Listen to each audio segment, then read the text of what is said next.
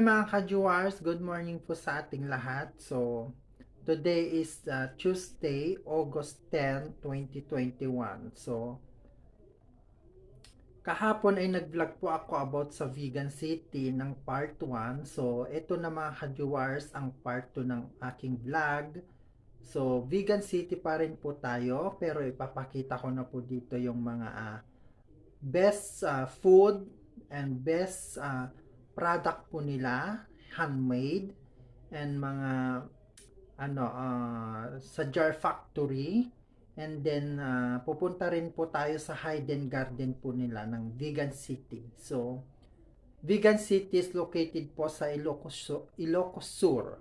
So yun mga kajowaers, sa mga nagbabalak din po ng mga mamasyal pagkatapos po ng pandemic. So salin nyo na po sa list nyo ang Vegan City at marami po kayong mapupuntahan doon at mabibili mga souvenirs, napakagandang mga souvenirs, mga antiques na mga souvenirs, mga jars, mga abel kung tawagin nila, yung mga kumot po na handmade, mga banig, tas mga scarf. Yun po ang mga tinda po nila doon. So tapos anuhin din po natin yung mga pinagmamalaki nilang mga pagkain na masasarap na pagkain. So, tara mga kajowaers, samahan nyo akong magutom sa ipapakita ko sa inyo ngayon.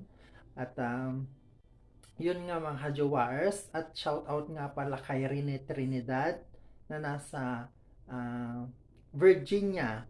Hello, Papang!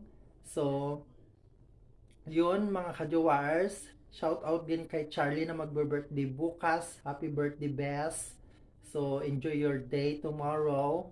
And kay Chris TV, thanks din sa pag-shoutout sa mga vlog mo. So, inuulit ko po, si Chris TV, may vlog po siya. So, subscribe nyo din po.